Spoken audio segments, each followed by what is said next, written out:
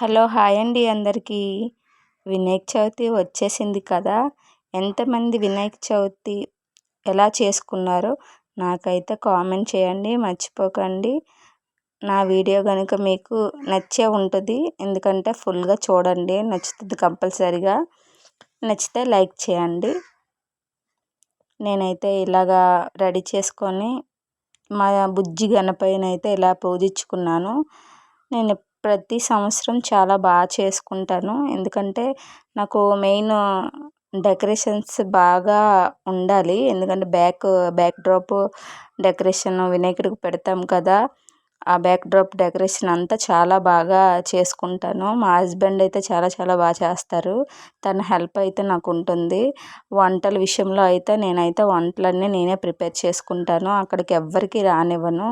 ప్రతి సంవత్సరం నేను ఎప్పుడు ఫ్యామిలీతో చాలా బాగా చేసుకుంటాను, ఎందుకంటే నేను ఫ్యామిలీతోనే ఎక్కువగా గడుపుతూ ఉంటాను.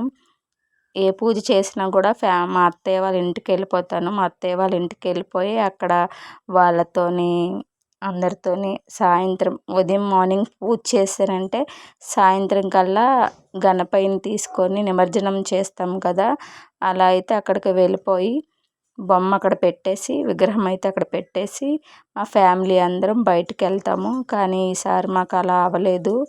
మా బాబుకి అయితే బాగాలేదు, ఫీవర్, వాడికి వైరల్ ఫీవర్ అయితే ఉంది వాడికి. అప్పటికే పూజ టైంలో కూడా ఉంది. వాడి వల్ల అయితే నేను పూజ కూడా సమయంగా చేసుకోలేకపోయాను, ఎందుకంటే వాడికి టెంపరేచర్ చూస్తేనేమో 100 ఉంది. అంటే నార్మల్ ఫీవరే కానీ నాకైతే టెన్షన్ బాగా, వాడికి ఫీవర్ తగ్గలేదని చెప్పేసి. అప్పటికి మనం దేవుడిని అయితే వెనక పెట్టలేము కదండి, మనం పూజ చేసుకోవాలి కంపల్సరీగా. మనకు పండగ వచ్చిందంటే మన ఇల్లంతా ఒక వైబ్రేషన్స్ వస్తాయి. అంటే పండగ పూజ అన్నప్పటికీ మన ఫ్యామిలీ అంతా కలిసి ఆ పూజలో ఉండాలి. ఆ పూజలో కంపల్సరీగా పూజించుకోవాలి. మన ఇంట్లోనూ గణపయ్యని తీసుకొని రావాలి, మన ఇంట్లోనూ పెట్టుకోవాలి అని ప్రతి ఒక్కరికి ఉంటుంది. అందుకని చెప్పేసి నేను ఏ పండగ వచ్చినా నేను ఇలా అయితే చేసుకుంటాను.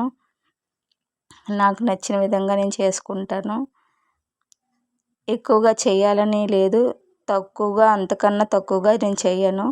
నాకు నచ్చేలా నేను చేసుకుంటాను. నేనైతే ఇలా పూజించుకున్నాను వినాయకుడిని. లాస్ట్ అయితే మా బాబు నిమజ్జనానికంటే సముద్రంలోకి వెళ్ళట్లేదు, జస్ట్ కిందన విగ్రహం పెట్టారు, అక్కడికైతే మేము ఇచ్చేస్తాము. మా బాబు ఇక్కడి నుంచి తీసుకొని వెళ్తాను అన్నాడు. అమ్మ నేను తలపై ఎత్తుకుంటాను అని చెప్పాడు. ఓకే అండి, బాయ్.